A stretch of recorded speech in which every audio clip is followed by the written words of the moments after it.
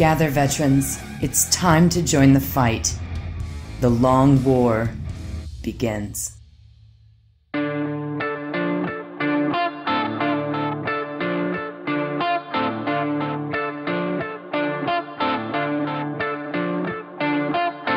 This is The Long War.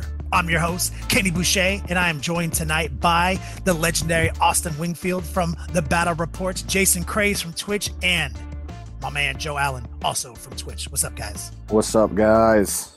Hey, what's happening?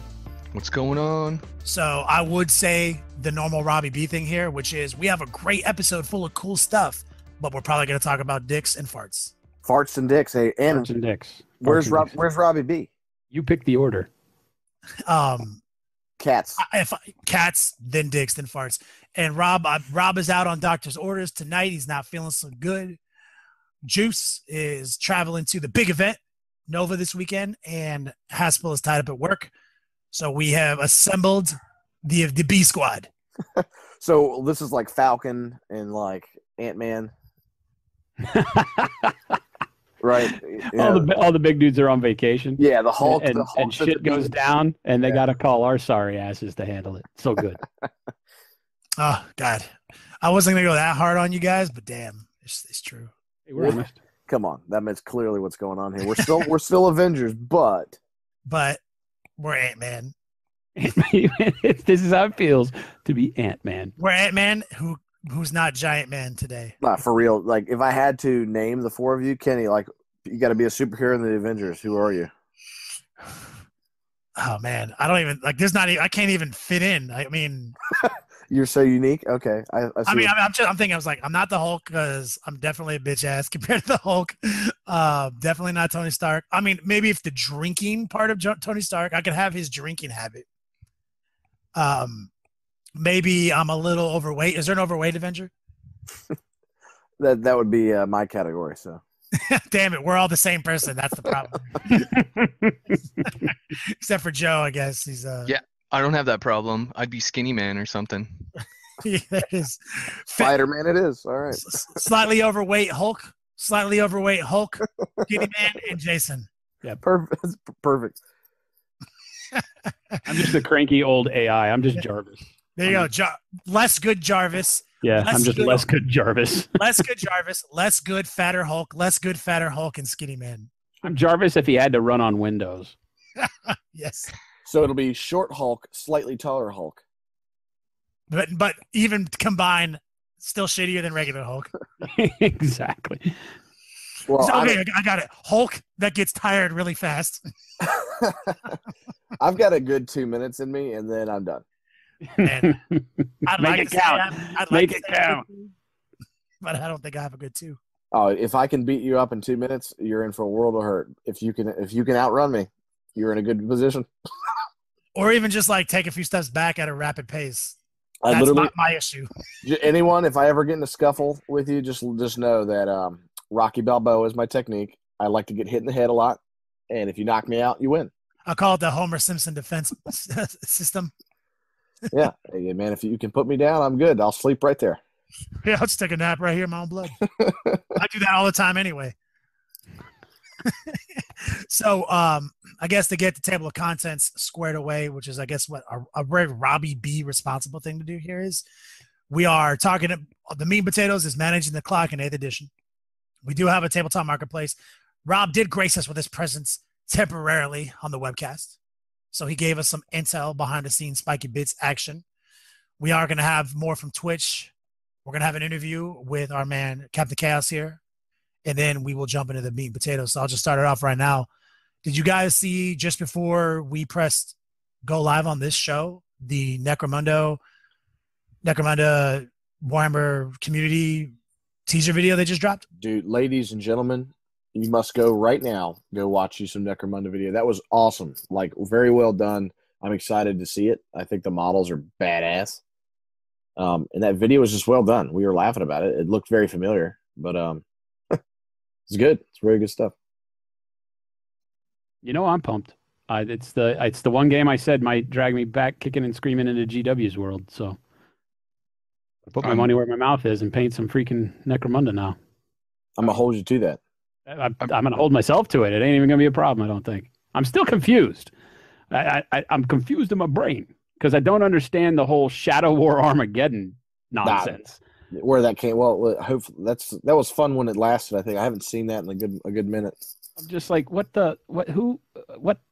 anyway, it boggles my mind. Whatever. Joe, are you going to pick up a gang and play some Necromunda? I was gonna say it's one of the few things, because I'm a total hobo. I don't spend money on a lot of things. I do things the cheap way all the time, and Necromunda is high on my list to pick up. Very good. Let's see, right in your realm of possibilities. I know that you guys are going to paint your ass off, and these models are going to be even better than what we see right now on these sneak peeks. So I'm super stoked to see those. I've never even played the game. You guys have any experience with that game? Well, I mean, we don't know, right? Because the what's coming out, they just say is based on 8th edition rules. So in my head, I'm playing this narrative that says if they take the living Necromunda rule book that they brought forward into Shadow Armageddon, right? Shadow War Armageddon was just Necromunda. If they take that and just change the fundamental play aspects to match 8th edition, I'll be okay with that. If what they do is bring out something else entirely, when they've teased us with the Shadow War Armageddon holding true to the old Necromunda rules, then I might be a little peeved. I mean, I'll be honest, it's something that didn't need a lot of fixing. It hasn't had the same, problematic experiences of a larger base game. So I don't think there's a need to change a whole lot. So I'm just hoping they don't upset it much. Just take the core fundamental stuff so you don't have to think about the game entirely different from when you take your armies and play 8th edition, and I think we're set. So, no, I like it. I'm more familiar with the fantasy side of it. Where that came from. It's the name is skipping my mind right now. Mordheim. Yeah, Mordheim. Literally very similar, right? So that's where my experience comes, and I love that game. So if there's a 40K version of that, I'm all down to try it out. There's a huge Inquisimunda scene out here that I've been trying to get into here in LA. It's a very robust scene out here, man. They even run some like tournaments and events, and I mean, shit is. I have been drooling over. I got like all those like living rules, building my war bands, and it's just so complicated. And just for a guy, a scrub like me who's never played it, it's very daunting. So I'm really hoping that they do 8th editionize it in the ways that matter. You don't want to read too much. You just want to pick it up and say, okay, I know what that does. I don't want to relearn. Like one of the reasons that like I have an aversion to like games like Infinity. It's like I'm all about the activation system. I think that's a very modern and dope way to play games. I think that's sick, right? But simultaneously, it's too complicated for a simpleton like me. I don't have time to read. Like, I mean, first off, I can't. I don't even sure if I can read anymore because everything's read to me, and I watch videos all the time. But see, but that's where you're wrong. I mean, there's no more rules in Infinity than there are in 40K. As a matter of fact, there's probably more rules in 40K. There's more time sensitive rules in Infinity.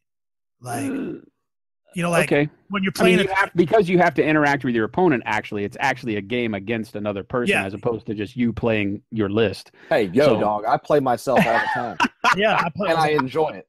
I roll dice all by myself here in the beat slab all day, every day. But the rules are similar, but it's just a matter of, you're used to one system. And so, when another system takes that much into account that's different, then I think that's why I'm saying I think that with Necromunda, it's going to be good if they pull it into 8th edition because of all of the momentum that 8th is gathering right now and that has gathered. Keep that going. Bring that fundamental foundation of play into it so that a person that's, cool in the 40K world can pick up a gang, put it together, hobby a little bit, and then throw dice on the table. It's hopefully, and this is me saying, hopefully they don't dumb it down because the RPG aspect is what makes it Necromunda.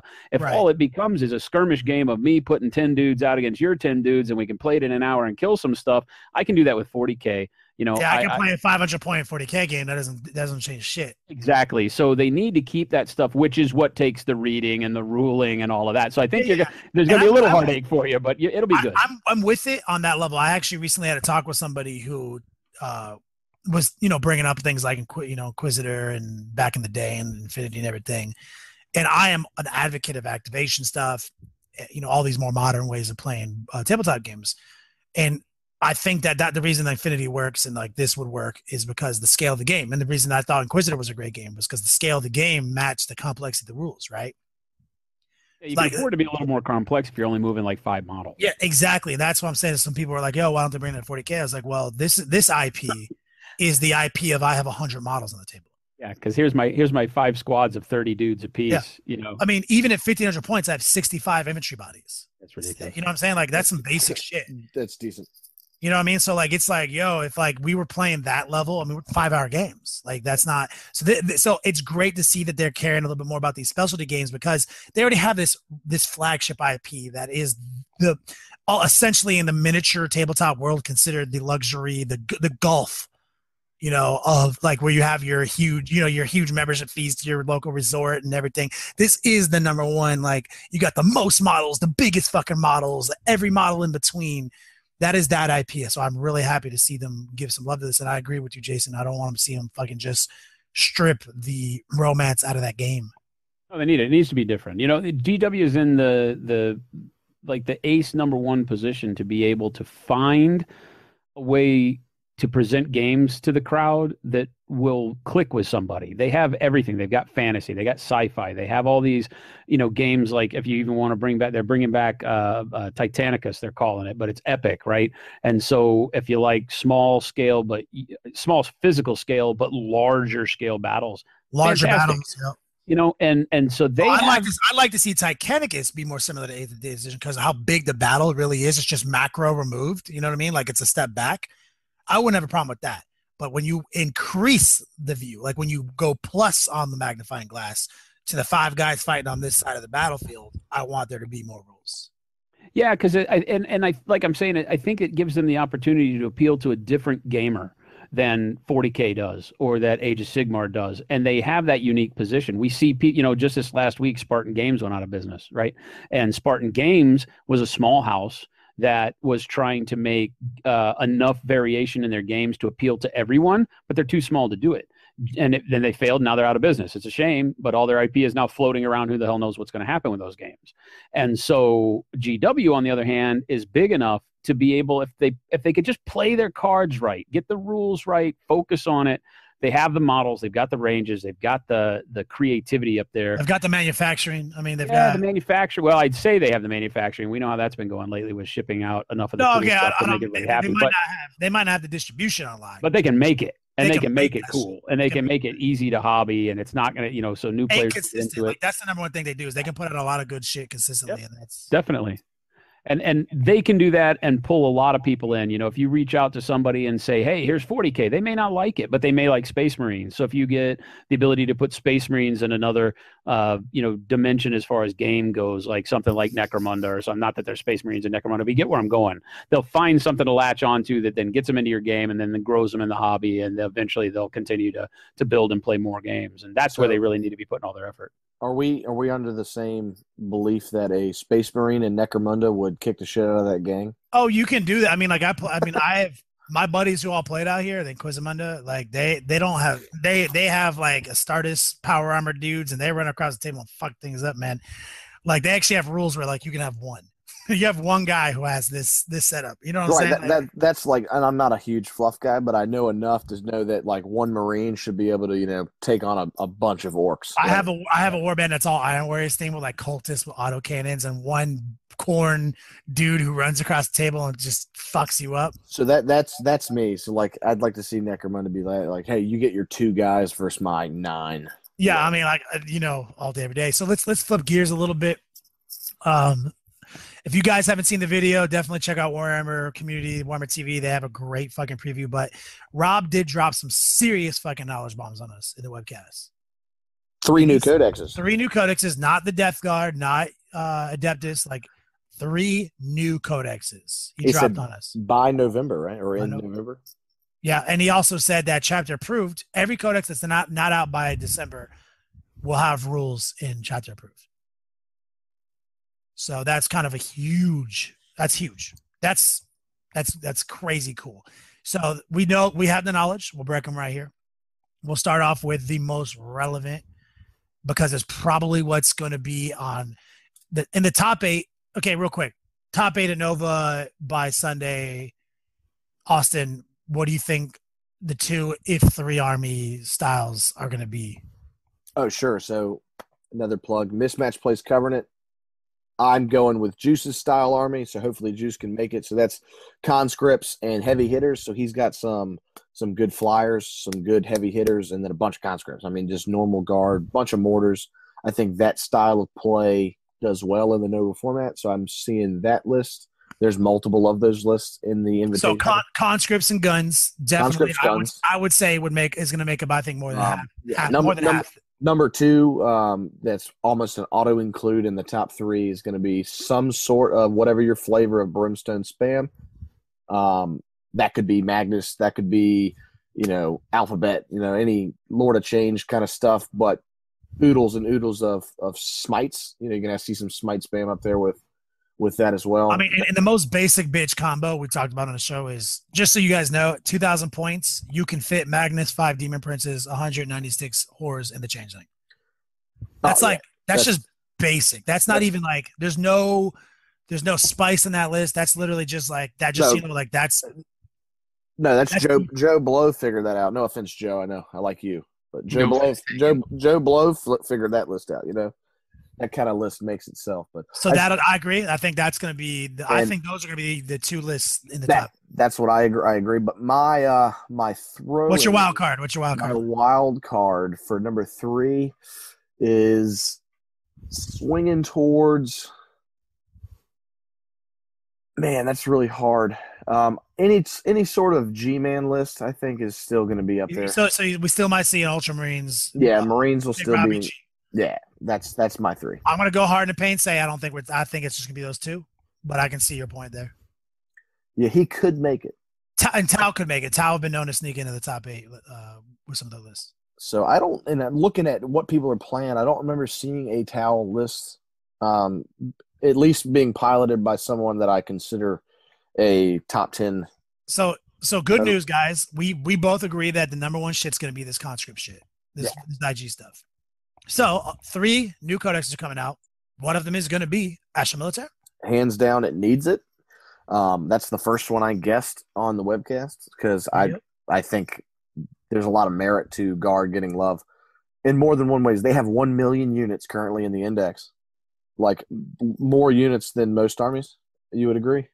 Approximately 1 million, yes. Yeah, there's 1 million of them. So there's a lot of things that snuck through, in my opinion, the first draft. So I'm looking forward to see how they fix it. We need a better fix because we've already outlined Brimstones is an issue. They need to get fixed and chapter approved because the fix in the Chaos Codex isn't enough. No. And conscripts need to get fixed. Yes. Because the fix, the 1 point increase, not enough. Right. And we pulled out the Astra Militarum Codex from 7th. And Austin found an auto fix from the old codex. So you had a good one and then I have the old codex. The old codex is that you have to take a platoon. You have to spend points to take a platoon command. You have to spend points to take a platoon commander. You have to spend points to take 2 infantry squads, and that unlocks just one unit of conscripts. That's how it worked in 7th. So you can't take 200 conscripts because you're going to have no points because you have to spend all these points on filling out a platoon. I think that makes sense to me. They could stay the way they are, but you just don't get as many of them. You have to take more. There's a tax. Yeah. So we think that's one of the simplest solutions. A secondary solution is they can't take orders, but that would be unprecedented as we discerned. And we even talked more about Legion, like Legion traits, like Harker is the go-to right now. Yeah, I mean, everyone's running whatever they want and saying it's Catachin. It's Catachin. So my big money prediction is that Catachin, like that trait, Catachin, which is what Harker is, which is like the number one shit. I think that the list of units available to Catachins is going to restrict conscripts. I don't think they're going to be available. And that would fix it. And because that's the main problem with conscripts. They're brimstone horrors, pretty much, because morale doesn't matter to them. There's so many of them, they're so cheap. But they can first rank, second rank, reroll ones, blah, blah, blah. They can hurt you. Which brimstones can't hurt you. So if they can remove the ability from them to hurt you, or just have as many as you could take, that's the fix that everyone needs right there. Right, yeah. You saw them in 7th, some, right? And they're just bodies. That's what they're good at. That's what they're supposed to be. is just meat shields. Right now, they're meat shields that have that do things. They're meat shields that, with hitting on 5s, reroll this, reroll that, this, and this, put down like 75 wounds on a unit. Right, and the issue I'm finding is their speed, because you can just take them. You Run. Yeah, literally. 90 of them, 3 30-man units in a battalion with like Creed, who can order every unit of them. You've got 90 dudes in your face turn one. Some armies don't. Against an aggressive army, they can hold back, make it so you can't hurt them, and then on turn 4, run, and be on every objective. Like correct. So that's an issue. So we talk. So I don't want to just make this whole segment about IG. Everyone knows it's probably the best army in 40K right now. Look for some big fixes. But here's something I think is really important, Austin, is NIDS out the gate. Juice talked about them. Juice talked about, hey, this is a better NID codex than I had before. For sure, because it's more diverse. But now that all these indexes are out, we're getting some codexes, they are getting a little bit left in the dust. So for first Xenos codex, correct? I believe so. Yeah, so that's great. Right out the bat, you think Xenos, I think Bug. I mean, really, you're thinking Alien, right? You're thinking. So this is great news. I'm a Genestealer Cult player. I don't know if that means that'll be included. I hope it is, to be honest. I don't think there's enough Genestealer Cult units to have its own codex. That might be one of the things that sneaks into chapter approved. I think that there's a lot of codexes that fall into the supplement codex category that don't deserve an entire book dedicated to them. And I think Genestealer Cults is one of them. I think they'll make chapter approved. So, but as a semi-bug player, I'm excited for some fixes there as well. Points is an issue for me. I'd like to see some consistency with Tyranids. You're paying one thing with Genestealer Cult, you're paying another thing with Tyranids. It doesn't really make sense. So I'm looking for some good fixes there. It's a good Xenos book. And the third one is Craft World. With no Ynnari, right? No Ynnari. Craft World book is coming out, so straight line Eldar. And I hope they don't take this as an opportunity to re-destroy Eldar, to make them just the crazy shit they've been for 7th editions in a row. Like I don't think. I think right now it's good enough. So hopefully they don't make Wraiths really cheap, or make bikes back to flying 38 inches. I think it's decent the way it is. So yeah. But that's the big money shit. So let me turn it over to Jason to lead us in a discussion on what's new in Twitch. What's going on, brother? Holy hell. The only thing new right this minute is that it went down today.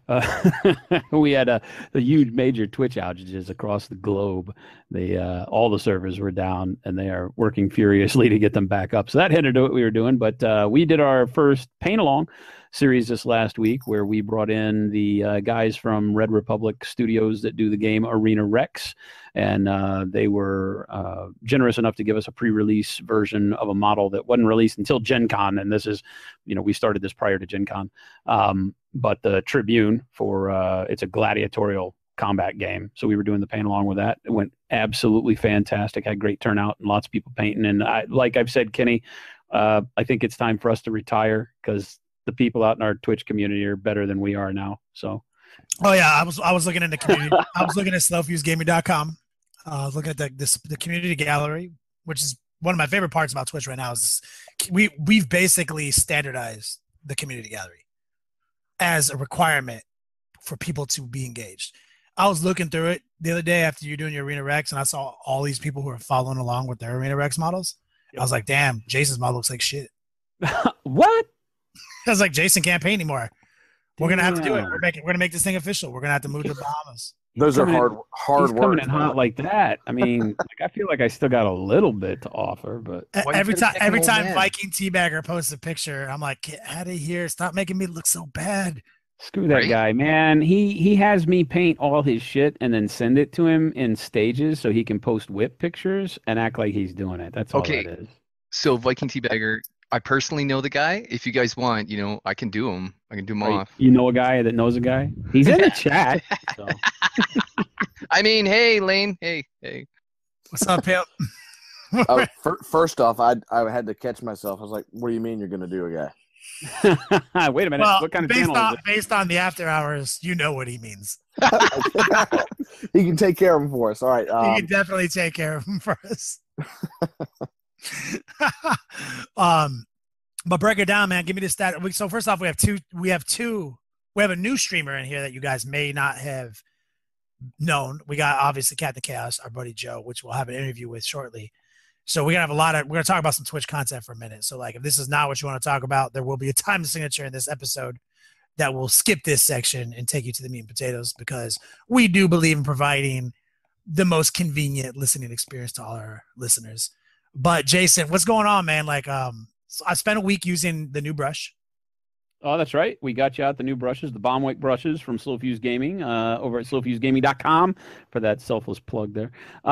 We released them. We got them off in everybody's hands. Robbie B was painting with them. You were painting with them. I think everything's going really well. We got a lot of painters. Some of the top painters in the biz have been playing around with them. We've had some good feedback coming back, things that we ought to look at and change in the future. But overall, the consensus has been that people are loving them. So we're very, very pleased that people are using our brushes to paint with. I cannot tell you how excited I am until Juice is talking about the pitchfork you got for him. The ultimate 3-pronged brush. I don't know if Juice realized that was a joke or not. That there was. I think he's got all excited about it, so now I actually have to make one. There's definitely no pitchfork brush coming out. Yeah, he literally thinks a pitchfork's coming in the mail. So yeah. he thinks that it is coming in the mail. Actually, it's just it's going to surprise him when he gets it. So Yeah, I know. I can say personal endorsement. I've been using them all week. I don't typically use Sable Kolinsky's. I use a lot of synthetic brushes for my style, which means I'm used to dipping my brush into paint 50,000 times constantly. Yeah, constantly. You know what I'm saying? But I'm also addicted to that sharpness that I feel that I have 100% of the time, and also the cheapness because I'm a hobo. But now that I'm using, because I am testing this paintbrush for a dear friend who's also making a business venture, I've given it my due diligence, and I am 100% in on the Bombwick 00 as my replacement for my super cheap detail brushes I've been using. Oh, it's awesome. And the nice thing is, as we've been trying to get them out to other streamers and people are being able to see the brush in action, it's not just a written review thrown out on the internet. What we really tried to do is get it into people's hands like yours and see it in action. People have been watching me paint with them for 3 months.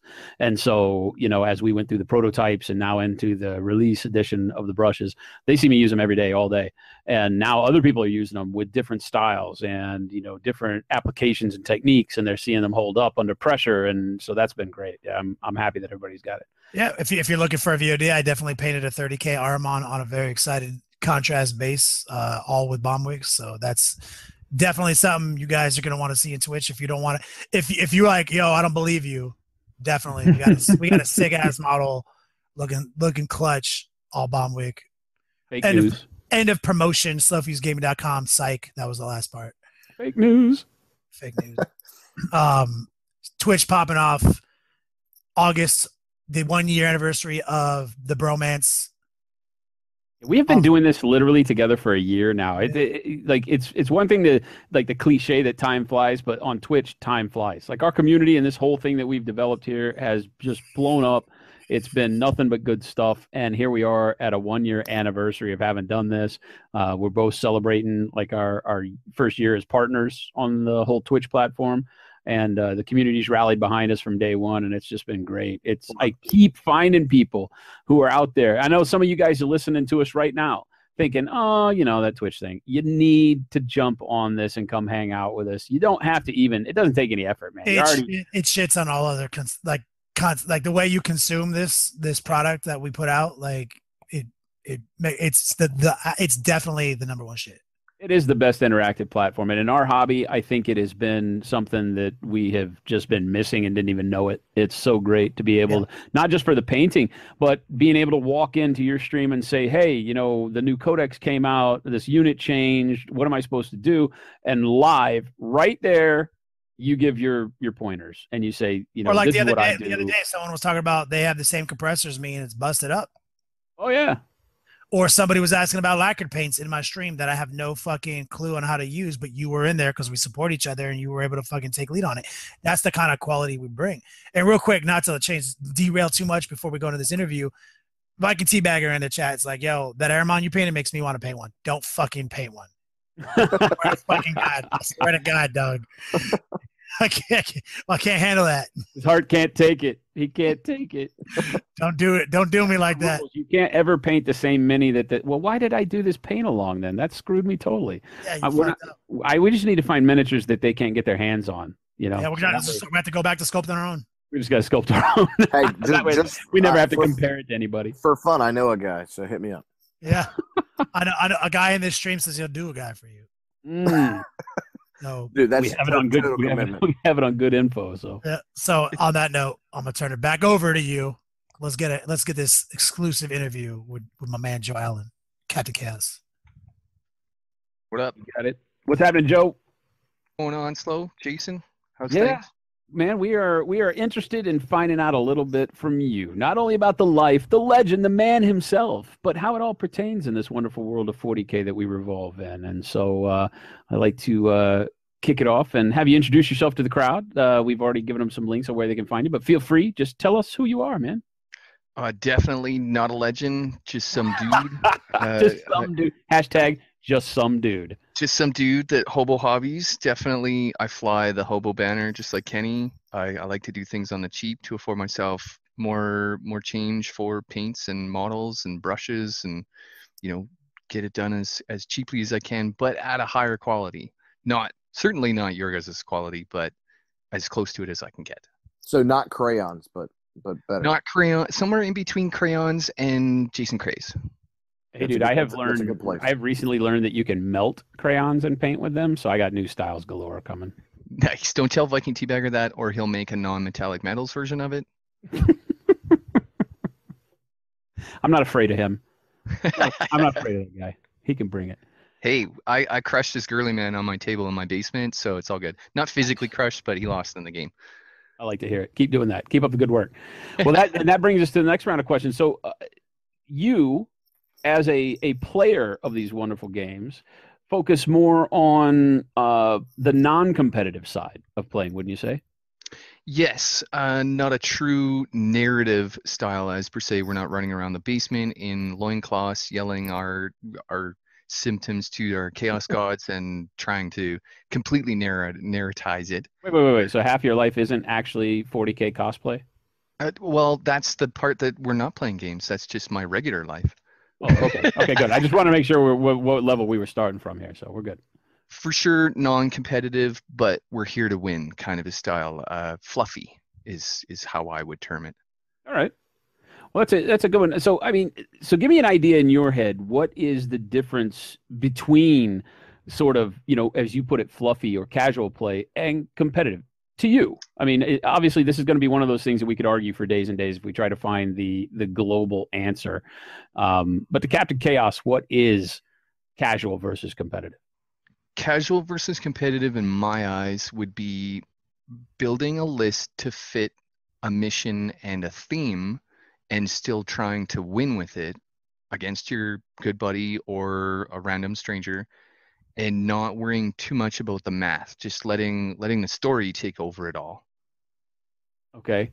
So when you get into your list build, right? Because I think that's really kind of the core of it. When you say not worrying about the numbers of it all, to me, that triggers off that as you're building your list, what drives you? What's the focus point? If it's not numbers, right? If you're not min-maxing, you're not looking at, how many of these can I get and how many dice does that equal? And, how many sixes is that going to be on average per roll? Where do you start? List building, for sure, we still min-max. Like, if I'm running Typhus, I'm going to take packs of 20 Poxwalkers because of the bonuses and because Typhus and Azora and the 7 inches, et cetera, et cetera. Still thinking math-wise, but I'm not trying to bring an army that doesn't fit the theme or the mission that we've built it for. I won't field Magnus with 15 Mauler Fiends and my minimum amount of troops to make a 6 command points in a list. So you're saying you won't take 8 Nurgle Princes with Magnus? No, and that's the thing. I definitely would not do that because it wouldn't be something that my brain could imagine happening in the 40K universe for real. All right, so like, okay, and that makes good sense. So, less Super Friends-ish and more into, if you are playing Magnus, you are bringing Thousand Suns with him. You are then within those Thousand Suns trying to find what benefits you the most, not necessarily just, rule of cool or anything. You are still looking with a competitive tinge towards how that list is going to perform. But as you said, more fluffy. What would have happened in this scenario? What troops would have been there and so on. Yeah, and so forth. 100% have fielded Magnus on my table. 100% went for the throat and tabled him in turn 2 games in a row. Stopped playing Magnus because that's just not fun for him, right? That's kind of where we draw the line. We never really want to make the other guy, and Danny, the guy that I play with against very often, I've known him for half my life. I never want that guy to leave the match not wanting to play another match. But I'll never throw a match to make him want to play another match. That's the kind of fluffy games we make. Fair enough. No, and that's good. And I feel like that's kind of boot to face, but let them keep their teeth kind of a feel. Yeah, in a sense, but last game he definitely gave me the boot, beat me 9-3 in a Maelstrom game, beat my Nurgle right off the table. All right. Well, that brings up a question because you keep saying he. Are you in this kind of casual, fluffy building and playing? Are you part of a group? Do you have a small, kind of friendly competition going with just a small group of friends? How and where are you getting these games in order to kind of, broaden your scope through this casual world? Small group of friends for sure, really close friends, slowly expanding it in our local area, being able to bring in people. The Twitch is huge for that for me because we get to make these awesome connections with people that live right in our backyard that we didn't know were there, that can paint awesome models and love this game as much as we do. And sure, there might be a little stranger danger there, but generally, get to know the person and you can add that person into your group and have even more fun games. All right, perfect. And do you find yourself traveling to stores as you meet these people? Do you play in that type of environment? Do you play in your, basement at home, garage? How's that happening? I have an 8-foot table in my basement with a 1-inch lip. It's great. House rules. Danny has a table in his basement. I'm not sure. Lane doesn't have his table set up. Viking Teabagger doesn't have his table set up, but he does have a pool table that's ready to go for games. So we generally don't go to stores. We just play. Damn, you guys are part of the cheap beer group. I get it. Oh man, I drink the cheapest beer in the world. The top comes I off. get it. No, that's the best way to play, man. What are you drinking, Joe? Come on, man. You're speaking Austin's language now. Speaking about, dude, you're a redneck from Canada, brother. It's AGD. It's Alberta Genuine Draft, and literally the whole top comes off the beer can. Literally, I cannot wait to drink whatever the hell you just said to me with you at some point in our life. It's so good. I'm having one right now. I'm a Miller Lite fan myself. I don't know anyone that knows me. We Wobbly Modelers have a mini sponsorship with Miller Lite. Nice. In which you pay them, and then this is funny. They say they can't. It's not a monetary thing. They send us free T-shirts every year, free hats, free stuff. But I just tell them, if you send me a shirt, I will keep drinking your beer, and they do. Nice. That's awesome. I might have to send AGD a letter about that too. Literally, I would recommend sending whoever your favorite people are. Say, hey, I don't want any money. I just want a T-shirt, and they will send you a T-shirt. Man, yeah, hobos need T-shirts. I do. I could use a T-shirt. I tried getting Wild Turkey to sponsor me a couple times. So approaching them as a group has a better chance. Wobbly Modelers, we sent them you have to fill out like a 20-page application. We actually did that. So the T-shirts was worth it for the work we put in. Do you remember that one time, not to derail your sponsorship, that one time you guys were at the Beats Lab drinking Platinums? Oh, dude, so Platty Daddies are my thing. Those are my hardcore when I drink daily. You have to step it up because I could probably drink 16 Miller Lights before I need to take a piss. Nice. So Platinums are 6%, so they put you down hard, and Kelsey was not prepared. But they're 6% when normally you're doing 4. Yeah, it's a big difference. And Kelsey's 380 pounds, 6'6" or some dumb shit like that, and he drinks substantially more than most people. right? So he's already putting away more than any mortal man should. But now he didn't account for that 2%. Oh, he was keeping up with me, and he was very injured. He was, yeah, I remember that. We were just going to some local joint, some local event. It was like down in the Durham Beats Lab, right? Yeah, back in the day. Speaking of stranger danger, because that's what Joe brought up. Was there ever a time that you and me were strangers? I remember. When was the first time we met? Do you even remember? Oh man, I literally have only known what Twitch was since January and started streaming in February, and I'm super hobo. Like, don't go look at my stream. It's bad. I don't know, man. You strike me as that kind of guy. Like, anybody can talk to you. And I invited you to a Discord chat, and you jumped in. Did I? I think is that what it was? No, man. It was. He had candy Blizzard. written on the side of the van. Just admit it, Joe. It was Blizzard chat, and we were playing D3. Oh, Blizzard chat, D3. Yeah, Blizz, there it is. Diablo 3, the Beats Lab. Yep. Is that a game that still exists? Have you ever played a modern game? What's the deal here? I don't understand. No. D3 is pretty modern. It's like 6 or 7 years old at this point. It's not. It ain't new. It ain't new. Hey, Joe, I got a question for you, brother. Back to the basement games. Do you ever find that you're playing against the same armies, like consistently? Like, do your friends just have one army, or do you have a broad range of games you can play against different army builds and stuff like that? No, 100%. That is one thing that we discussed in our sort of journey in making this a viable hobby for both of us, to not only play the game, but to also paint models and enjoy that. We have different armies. I have a couple of different Chaos armies. He's got Nids. He's going to have Guard soon. He's got, what do you call them? Ultramarines. That's a terrible name to forget. And we plan on adding more and more armies to what we have, just so that we do have that change in flavor so that we don't get bored, right? Correct. I think it's very important to break up the monotony of even any game, casual play or not. Change the narrative. You don't just want to play Tyranids versus Space Marines every week. Right. Even though if you're the Tyranid player, you get just as much fun out of playing your Tyranid army every time. Yeah. You have this give and take. You have to give your boy a break, and he has to give you a break. Absolutely. Totally. And I've got some Necrons too. I'm just going to start fleshing them out. I might have to build some Sprucrons though, for the time being, just to be able to field them.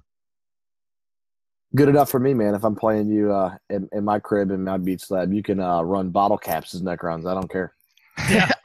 I'm the king of proxies, man. I'll proxy anything. I don't care. It's my table. Hell yeah. gotta love that. I love it. Hey guys, let's take a commercial break, and then let's jump into the meats and potatoes. Elric'sHobbies.com is your exclusive portal to upgrading your hobby. When you sign up at thelongwar.net, you gain an instant promotional discount good for 10% off at Elric's Hobbies. Elric'sHobbies.com.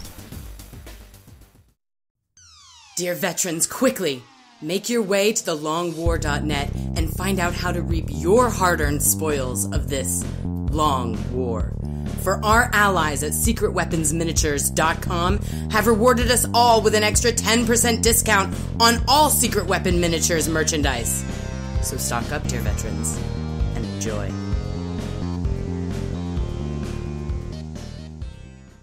Veterans, I've got news for you.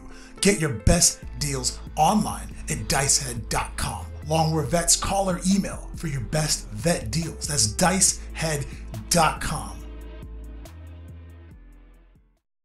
And we're back. Meat and potatoes. I don't know what that means to you, but what that means to me is Dinner. Are we doing this thing? First off, dinner. I'm fat. Get tired too quick. Incredible Hulk of this Avenger team. I literally ate 2 dinners while you guys were interviewing Joe, just so you know. I thought you were macking on something beforehand too. Oh yeah, Bonet made me some food. That's why I'm skinny. You ate all the food. Oh my god. Yeah, I do not have that problem. You do not want to be in a zombie apocalypse with me. You will die not because like anyone's gonna hurt you or anything. It's just not gonna be food. Like I'm not gonna be violent. I'm just gonna eat all the fucking food. You guys are gonna have to kill me, I guess. But anyway, so what we're talking about is a big major event's happening this weekend, Nova. And anytime there's a big major event, 2,000 points, there's going to be controversy. And that controversy is going to typically be centered around slow play. Hands down. Yeah, hands down. That's always been something that comes up in major events, especially ones that you're on camera now. You know, there's so much going on. There's a lot of eyes on you. Slow playing is the worst thing ever. And we're not even saying people slow play on purpose. We're not even saying people do that as a tactic. There might be some people, clock's winding down, it's turn 4. They look up, there's 18 minutes left. And now, I'm not going to say they're going to do things to make the game slower, but they're not going to do anything to make it faster. Correct. Yeah. And I can't really put it against them because it's in the rules, but like if you've got 200 models and you're trying to win and your top tables, like maybe you are the guy that's going to take all of your movement trays that you brought to speed the game up and convince people, and you start moving one model at a time. Like, we know who you are. That's trying to slow play. Yeah. And so for a long time, people have talked about possibly chess clocks, getting them into the game. I think War Machine had done that for a while. Personally, I would love to see national events adopt the chess clock scene, because I think if you have a 3-hour time limit and that means you both get an hour and a half, I like the idea of your time is your time and his time is his time. And when you're out of it, you're out of it. And what you would find by the end of the game, and just to parallel what like natural habits that like me and Austin have, you will find by the end of the game, you're going to have to start making decisions. I'm not even going to shoot these bolters. I'm just going to move these guys to get this objective. I'm not even going to worry about this. And you know what? That's the shit me and Austin do anyway. Yeah. Quick decisions, things that you should have already pre-thought out, and you save time by not doing the silly things that you don't need to do. Let's do a couple anecdotes we talked about earlier. We have a new battle report out on the longwar.net. It's amazing. It's Primaris versus Genestealer Cult. It is a narrative game where they're holding a fort against an all-ambushing Tyranid army. It's awesome. And there is in the first minute of the game, 20 Genestealers charge 5 Shank Marines, whatever. Yeah, Reavers, the new scouts with 2 wounds. And so 20 Genestealers hitting on 2s, wounding on 4s, 6 removing, just taking wounds away, or taking a whole wound, no save. Math says that unit's dead 99% of the time. And if Austin and I were playing in a tournament, or if Austin was playing anybody, you know, who had Genestealers coming against his Reavers, as soon as he made the charge, the only dice that matters, does he roll double ones in this charge? What happens here? The second he moves all his models in, Austin is just going to say, okay, and he's going to take his 5 guys off the table. That's it. You can consolidate now. Correct. And that is the first of maybe 3 anecdotes, but that is, you don't need a chess clock if you play that way. Correct. That's probably the basis of saving time, is know when things are astronomical. You need to know that scout unit that died doesn't need to survive. I mean, if it needed to survive to win the game or something. I think especially more in 8th than ever. You can fall back from combat. It doesn't matter. It doesn't matter if one guy miraculously survived because he rolled so bad and you rolled so good. You know what I'm saying? It just doesn't matter. Correct. So what matters is you made a guy pick up 90 dice, roll them, pull the ones out, roll them. Then you picked up all the dice, rolled your saves, and you just killed 6 minutes on the clock. And so every time you can make a decision like that, that's what I would say is like, so if you have a chess clock and you don't play that way, you'll find by the end of the game that you'll start making those decisions. These are the decisions that you could have been making on turn 1, though. That's correct. Just a quick question from a casual player.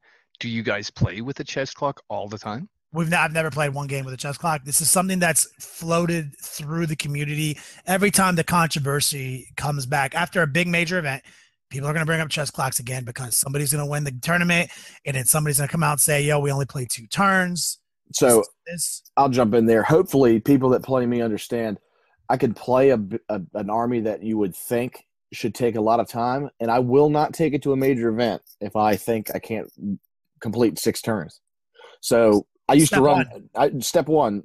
I used to run like 1 million wyverns, right? You've seen it on camera. If you've seen any battle reports, blasts take a long time. I came up with a some stuff that other tournament players were using to speed up the process. Never had an issue. 1,040,000 blast weapons back in the day could finish games. So you have to really train yourself with your army to speed it up. So in 8th edition, I'm actually finding that games are almost always finishing. There's less of this going on. So that's kudos to GW for fixing some things. But there are some instances where it is coming down to the wire. And I do believe a chess clock mentality, say at a tournament, you should have a clock on the wall, first off. If you're giving each player X amount of minutes for each turn, your list is going to change. You can't run 300 conscripts and expect to do everything because you can't do it in 10 minutes. Well, the problem is there isn't a who gets what time. Right. There is a timer. And the problem is people don't think about that. They don't respect their opponent or the social contract enough to realize that if there's a 3-hour time limit, 1.5 hours for you, 1.5 hours for me. They don't. So the big problem in step one in changing your way of thinking, so you're never in this category of accused slow playing, is you need to mathematically right out the gate 3 hours, 2 people. If we're trying to do 5 turns, divide how many phases divided by that number. This is what I have to hold myself to. Here, I'll do some math for you while you talk to me. So the problem is people don't think that way. They just think the 3 hours is their 3 hours. But you guys do then actually have a time limit, is what you're saying. In tournaments, yeah, absolutely.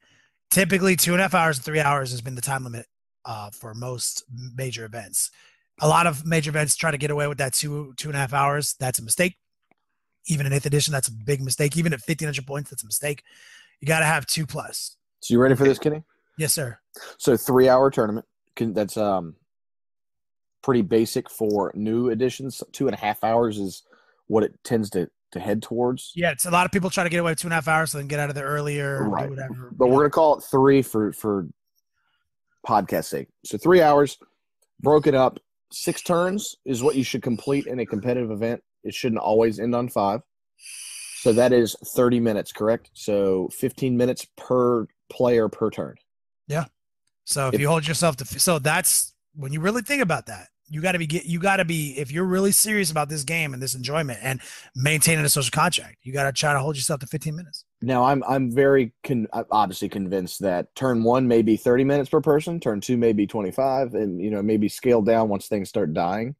But still, there should be a precedent of, hey, you can't take 45 minutes turn 1 and expect me to only get 10 minutes. Yeah, the game it's our time. That's the major thing. Like I said, we have multiple analogies, multiple games. Like I just played at a tournament this last weekend at Next Gen Games and Comics here in Hollywood on Wilshire. And so we're doing monthly tournaments. We're getting a really good local scene cultivated here.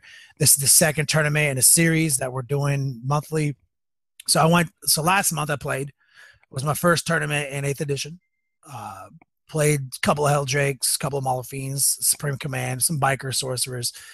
Kind of real new to 8th and just played and everyone was pretty much all about the thematics. People were trying to win, but there was definitely more of that casual scene. And it was 1,500 points. And they even said in the letter, like, hey, let's try to be casual competitive. So that's what I did. I didn't bring all my heat. I didn't even bring one Brimstone unit at all. And so I played a Taug dude named Luke, really good cat, beat him. He was like, damn, you just roasted me in the final round. He thought he had me. He even went first. So I won that tournament. Then this Saturday we played the second tournament where now they're scaling it up. We're playing rulebook, Maelstrom with a score system. We were playing more competitively. They said you can't take a load of war detach, or you can't take heavy support or Supreme Command detachments or whatever they are. So they're definitely saying bring more heat, but here's the restrictions. Played that guy again. I scaled up. I brought some Brimstone Horrors, about 2 units of Brimstone Horrors out of my 4 troop choices. So I didn't bring all the Brimstone Horrors. I brought Cultist, Pink Horse, and some Brimstone Horrors. So I scaled it up a little bit, especially with the new stuff. So I was like, being a super competitive guy, I didn't want to just come in here and just bring Dick Hammer. So scaled it up, played that guy again. My man Luke again. He scaled it up. He was rocking it. Yeah, maybe a little more scale than you did. He scaled. I mean, I brought a 3rd Drake, so like I feel like we scaled equally, but he brought 4 drop commanders, which is pretty serious for Tau. We played a good game. I kept my eye on the prize, was able to pull it out. but we are on turn 4, and it's 12 minutes left in the tournament in this round. And so when it's 12 minutes left and they say finish your turns, now you have to have a real talk. Like, you're about to go into, I'm the bottom, right? I'm ending he ended the game when he ended his turn when they said 12 minutes left. So that means I'm going to start my whole turn, and then he's going to finish his whole turn. That's barely 6 minutes per turn. So now you're already talking about turn 5. You see, we had 2-hour rounds. Turn 5, and we got to do a turn 5 where we both get 6 minutes. But no one even has those dialogues. He's like, damn. And he was way behind a Maelstrom. And I was like, all right, let me break down a speed play tactic to you. What's the only thing that matters?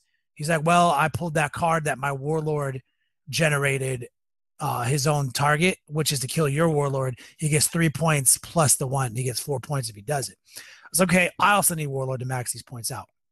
So nothing else matters. Can I kill your warlord? Can you survive? And then retaliate and kill my warlord. Those are the only dice rolls that need to happen this turn. So I was like, I'm going to move a couple guys around so I can get some pocket smites. Send my warlord in. I should just get him, but maybe I don't. I didn't get him. Then I was like, all right, my turn's over. You're going to pull out of the combat. You're going to set all your little fusion guns up, and you're going to kill my warlord. Okay, I'll just take the warlord off the table. You got that point. You got those 4 points. Yeah, hands down, that's the tactic that you should use most in major events. Is you need to open up a dialogue with your opponent, even at the beginning of the game, or especially when the clock's getting down to 20, 30 minutes, and say, hey, we're going to finish this game, and this is how. You're really going to dim the lights on the setting of this narrative that you've built, and you're going to focus, the spotlight's going to go on the thing that needs to happen to determine the outcome of the game. So when it's my turn and there's 15 minutes left, I look at my opponent and I say, let's tally it up. I know you've been scribbling on your paper. I've been scribbling on mine. All right, looks like it's 9-11 in your favor, right? None of this shit matters. These 2 objectives matter. This is what I'm going to do, right? 3-minute turn. And then you let your opponent do the same. You should never have an issue where you finish a game in the middle of a turn and someone doesn't get their chance to play. That's when people get their feelings hurt.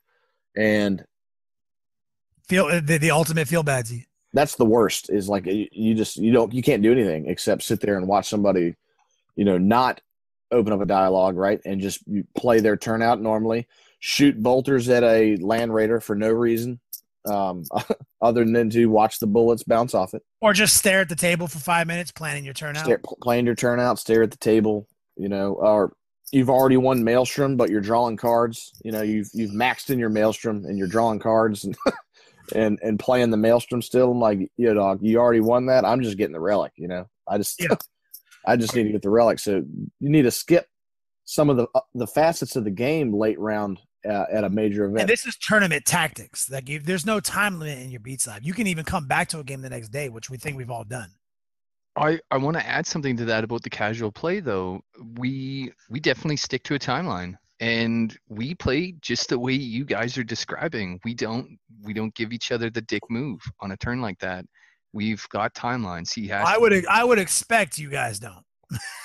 Yeah, well, we live stream it too, so there is a bit of tomfoolery going around, and we're wasting a bit of time. But we have a structure on time for sure, just like that. So it's interesting to hear that's just the way tournament play is. Nope, it's not. We're not. That's not okay. You might have misunderstood us. We are advocating this as a standard practice. Yeah, this is far from standard practice at tournaments. You're gonna come home butthurt as a motherfucker because you're gonna find at a massive event where you don't know anybody and there's 300 people, you're gonna hear more stories to the contrary of what we just described. Yes. No, I meant that you guys are pushing that's the way it should be, and I think that's what keeps competitive casual players in their basement. Yes, yeah, absolutely. I mean, we could jump back to 7th. Was, like I said, I think 8th is doing better in the realm of time, but it is doing better, but it's doing better in a bad way in some ways.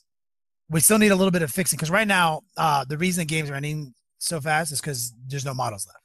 Yeah, things just escalating quickly. That's not a bad thing. I think that we need that. I think this is a war game. Motherfucking shit needs to die, homie. And a big problem with 7th is you either played 3 hours and nothing died and there was all our models at the table, which was half of it, or somebody had an unkillable Death Star and they moved across the table and the other guy conceded, right? So that was most of 7th edition. That's the problem. So at 8th edition, in some situations, there's a higher percentage that I'm comfortable with are ending too soon. I want 4 turns, 4 good turns before we know who the winner is. That's all I ask. We're close to it, closer to it than we were in 7th, but we're a little on the maybe too soon side of the spectrum, but still top level dudes versus top level dudes. We're still hearing this controversy over, we only played 2. Bay Area Open. I think everyone was talking shit that the IG was doing 2 or 3 turns. That won it. No doubt. Or this is my other tactic, okay? Going into a competitive game, I was playing Bill Kim at ATC, and pre-turn 1, we decided, hey, man, at 15 minutes, we need to have a conversation, and we're not going to play any more turns, and we're going to know that right from the start, okay? So knowing that, we know our game plan. So we did it. We played it out. It was a great game. Because ATC was smart. They had a rule where when they announced 15 minutes, you split the timer. Correct. Yeah. So they had a rule in there that was sort of chess clocky, which we need. And that's to Joe's point, which I think is a great observation, is the Long War is about bringing hobby back. And bringing hobby back, we've outlined as bringing hobby scores back to Warhammer 40K, the tournament scene. We're over this division between the casuals and the competitives. The tournament, it's actually quote unquote tournament player. That's the demonization term, and then the casual players. That's the words we use to sort of like make the other people feel less than. I never say tournament players. I say tournament play. It's not the player. It's the environment. Yeah, absolutely. And so we don't want any of that. We want there to be a marriage. We want to bring these 2 tribes together, and things like these horror stories of the timer and people getting dicked out of not playing any turns of the game, or it's bottom of turn 1 and they say 15 minutes left. This is what a major thing we're trying to eliminate from the game. Yeah, and it would, if you could eliminate just even a modicum of the risk of that, you'd have so many dudes showing up to play smaller games. You could have 1,000-point tournaments of like 100 people every day. Sure. There's so many guys that I know that play smaller games because they're quick, they're fast, they don't take up a ton of time. And, if you didn't have that risk of getting butthurt, man, growth. I'm with you on the hobby community thing. Just bring community to the forefront. Yeah, there's so many people out there who just don't. That's why also we preach a doubles format. The Long War doubles format is all about, you got this one guy who's like maybe gung-ho tournament style, and he's got like 2 guys in his crew who are like, I don't know if I'm ready yet. Well, it's a doubles. We'll be on the same team. Don't worry. And that's step 1. We love doubles formats. That's the Long War doubles, the social we do every year to Adepticon, 50% battle, 50% hobby score. We're actually in negotiations to run a primer, 150 player primer here in California in January. Oh, nice. So that is in negotiations right now. That could be huge as we start, moving forward in this edition. And maybe we're going to finally do it. Maybe we're finally going to marry the 2 communities together, maximize the fun, maximize or minimize the feel badsies. Well, I think it's all about the communications. As a 40K player going to a tournament, you need to be comfortable talking to your opponent and being honest with them. So the time is one thing. If someone looks at you across the table and says, no, you can't do that because I want you to roll everything out, that's an issue. You should have had that conversation earlier when it was approaching. So team events is great because you got 4 people communicating together. You're already talking to your buddy. Your buddy's talking to them. And so the communication's key. I think that's going to be a huge thing in fixing this. Turns out life is about communicating, right? Oh, yeah. You need to be good at talking and expressing what you want to happen in the tournament scene as well. Doubles is a great idea. That's why Viking Teabagger and I and my buddy Danny play. We're trying to get a 4th so we can do some double games so that we can have some, 5,000 point matches on this 8-foot table that we've only ever used 4 feet of. Well, I'm going to try to convince you that taking those 3 friends of yours to an event like the one Kenny is describing, you will have nothing but the most fun. If Kenny's involved, I can't even imagine not having fun. Literally, even if he like busted my head off my shoulders with those big tree trunk arms of his. Never happened. What's gonna happen is I'm gonna get iced 50 times in a row like I did last time. I got iced live on Facebook Live. Wow. Well, I did 2 weeks ago too, live on Twitch, so it's all good. It happens. I was walking around Facebook Live. Hey, check out the tournament, guys. Juice is standing behind me doing his thug life because he's huge in our scene. Like when we run our big event, he's like who's the guy in the circus who's down the ringleader? Yeah. That's what he's doing, right? He's just handling business, and I'm running around just doing some social media, and he's like in frame, like, yo, here he is, Juice, my main dude right here, blah, blah, blah. And he's like in frame, just like, yo, what's up, guys? And he kind of grabs me by the arm and starts kind of moving me around. And I'm just looking at the camera, which is flip screen, so I can see us and what's behind us. So I'm trying to get good angles. And he's just kind of moving me, and I don't realize he's moving me, but I'm like still looking at the camera. And then all of a sudden I'm looking at the camera, selfie mode, and I can see just behind me on the table is a Smirnoff Ice in the camera. So I'm like, are you serious right now? It got you good, huh? Yep. And I had to get on my knee, and he took the camera phone, and he was like, you know what you got to do? And I'm like chugging this piece of shit, warm room temperature Smirnoff Ice. Come on, for real. I don't know what that is. That's not a real beer. That's like sugar water. Yeah, it's sugar water. I think it was probably like cran apple blueberry. It was the worst. Like right out of Men in Black, that shit is just sugar and a glass of water. Yep. I'm sitting there on one knee drinking it, and he's like, you're live, motherfucker. Drink that motherfucker all the way. Don't stop. You're fucking live. Don't stop. And I'm like, oh my God, tears rolling down my eyes. I'm drinking this horribleness. That is a more accurate rendition of what the Doubles event's going to be. Nice. I'll bring a couple cases of Smirnoff Ice. Jason, are you still with us? Jason. He said no. I heard him say no. I'm here. Jason, can you recount for the audience the 7 a.m. text you got because you were there at the Doubles event running paint judging? Yep. Can you recant to the audience what your 7 a.m. text was, what to bring to the tournament was? Okay, so I had to go get about 5 million 5-hour energies. Was I supposed to get coffee too? I feel like it was just 5-hour energies. 5-hour energies, that was juice. That's what he said. And then like some breakfast sandwiches or something. And a 6-pack. Oh, that's right. A 6-pack of Smirnoff Ice. I literally had to go get a 6-pack of Smirnoff Ice at 7 o'clock in the morning. Thank God there are 7-Elevens in Chicago, because I went into 7-Eleven, immediately went to the counter, and I go, look, I know you got 5-hour energy. Where is it? He points to it, and I go, and can you sell me Smirnoff at 7 in the morning? And he's like, of course. And I'm like, the when? Chicago, homie. I'm like, when? I grew up in Texas, dude. It's like, even though there's no rules, there's still rules. So I always ask. He literally texted me back. He's like, I was like, we need 5-hour energy, breakfast sandwich, 6-pack Smirnoff Ice. And you were like, for real? Like, is this real life? I just wanted to make sure it wasn't something that was supposed to have been like on my phone the night before, and because I turned my phone off, I was just getting it in the morning.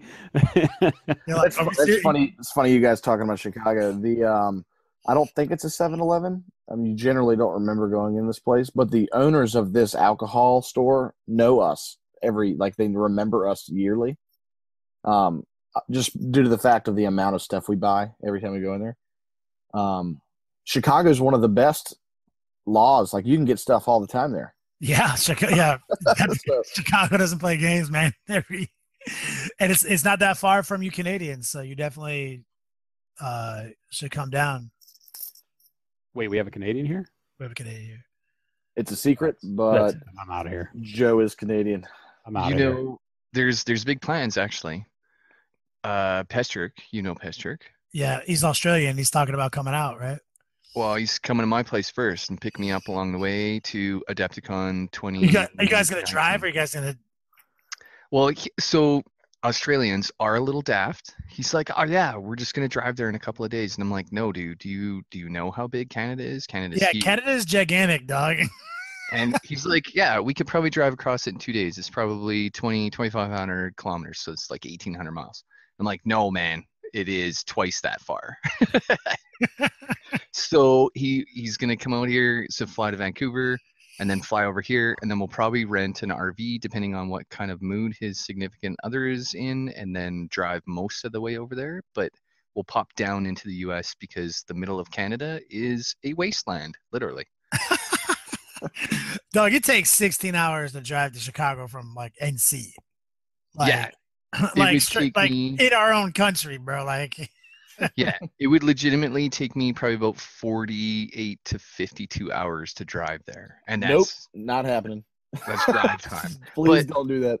that's why we're getting an RV. We're going to make like a week-long trip out of it, and then he can drop the RV off there, and I'll fly home. He'll fly home. Oh, well, Cool tactics. story. You make that sound very like appealing. Yeah, and then you can just RV in the hotel parking lot. Like they're not gonna Absolutely. Tailgate every night, man. they're not gonna say shit. Nope. I'll be like, I'm Canadian. Here's my Canadian card. Look, Yeah, they're see? gonna be oh word. I'll just say sorry, and they'll be like, okay, it's fine.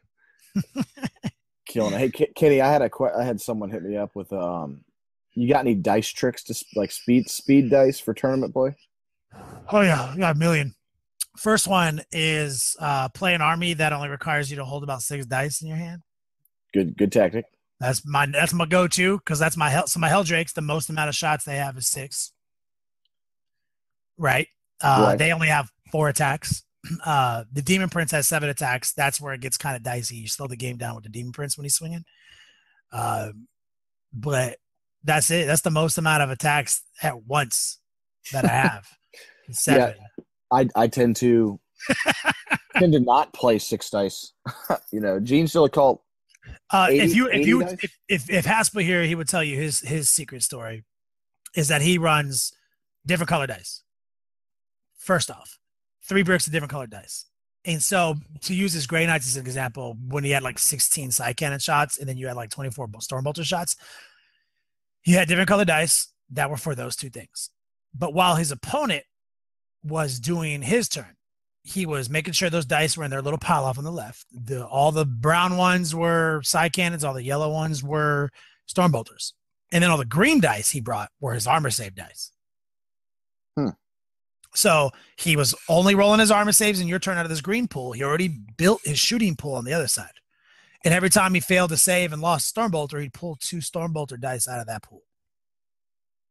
Preemptively. So that way, when it was his turn again, it was time for him to start shooting. He was like, all right, 1 quick check. This is the right amount of dice for all my units. We do that at home even. We have different colored dice for different things that we're doing so that we know certain amounts. Those are all solid tactics. Have you guys ever used a dice app and been okay with it? I have no problem with it because at the end of the day, I'm like, whatever. I've seen dice apps shit on rolls before, so I don't care, and I've seen them be good. So I'm like, it seems like real dice. Well, GW's dice app. I don't know if you guys have used Assault Dice. Yeah, GW is a dice app? Dude, it's called Assault Dice. It costs 99 cents. I'm about to make GW like $10, I guess, because this is the greatest. I literally spend half my day on this app because that's what I do. I like to roll dice. So it can roll up to 160 dice. So you can just say we're rolling 160 and need 2s to hit. Yeah, absolutely. No, you just roll it, and then at the top it's your tracker. So like here, I'll just double tap my screen. I just rolled 121 dice because that was what I had loaded up, and it takes 2 seconds. It shows that I have 21 ones. I hold that down to reroll ones. All the ones light up. You can reroll all your ones. Oh my God. Literally the greatest app of all time. Now I have 1-1, right? So I have 32 6s or whatever I needed to hit. Say I hit on 4-ups, 78 hits, rolled a wound.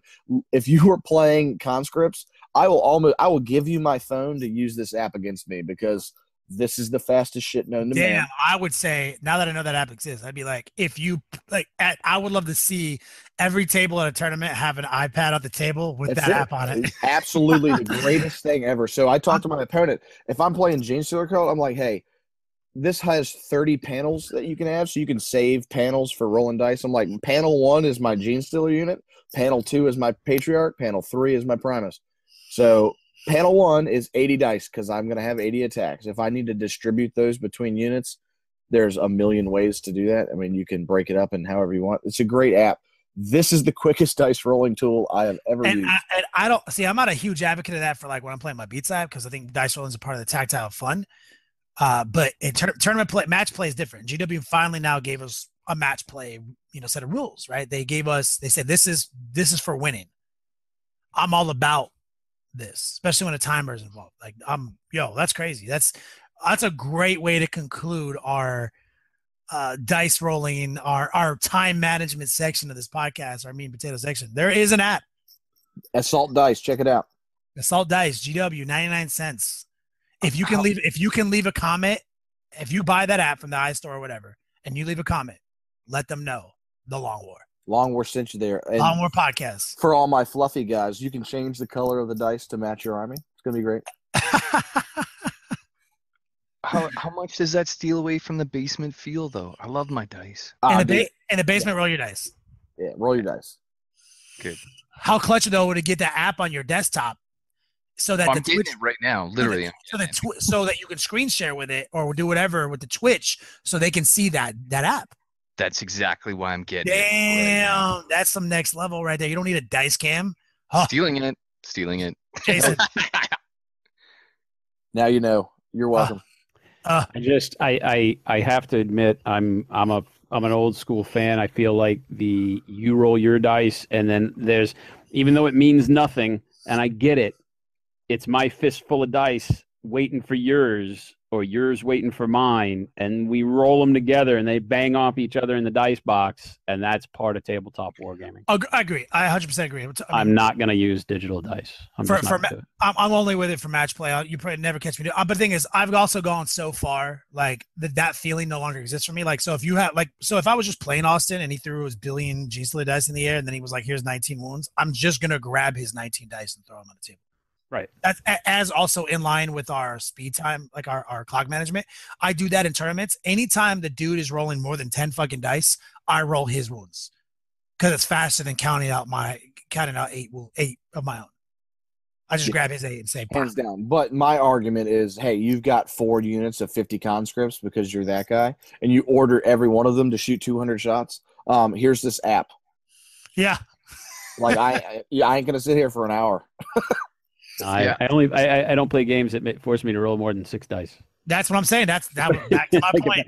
If I show up and I got to have more than 6 dice, I've already lost. The only time my army rolls more than 7 dice at once is if you're Imperium keyword and I roll 6s because I have Death to the False Emperor. So I would say that these are all false statements because when you play against the Imperium, he's going to make you take more than 6 saves, my brother. And then I'm going to grab his wounds. And then he just grabs the other guy's dice. That's so grab the other guy's dice. All right, you found a loophole. A loophole. He's playing the system. I roll the other guy's dice for wounds too. I don't care. That's a great tactic. Sometimes moving, that's the best. Sometimes it sets them on their heels though, because there's a lot of dice magic, right? Like people that just dice magic, like just like Jason was basically saying. Like, oh yeah. And so sometimes I was doing that with my Tau buddy Luke, and the first time I did it, it kind of like he was on his heels, like, "You rolling my dice? Yo, dog, you just touched my dice, bro. You're taking my for the greater good energy." You know what though? I did that to my buddy Danny too. I was like, "Don't touch my dice." It's a mind game you can play, right? I really don't care. Dice are dice to me. All day, every day. Well, I feel like that was a good show, guys. Even though we didn't have adult supervision, we had loose adult supervision from Jason, I guess. But I'm just Buster Jarvis. Jarvis on Vista. Somebody said. Yeah, Windows Vista Jarvis over here. Windows Vista Jarvis right here. Hey, excuse me, sir. I don't think you're supposed to be talking like that. And spinning wheel of death, not enough RAM. I'm sorry, sir, but Dixon farts are not applicable tonight. Yes, sir. All right. Well, this is the part of the show where we would say Haspil take us out with a sweet nerd quote. But instead, we're just going to say, guys, check out thelongword.net. It is the home of all the battle reports and exclusive VIP access to all our content. Good night.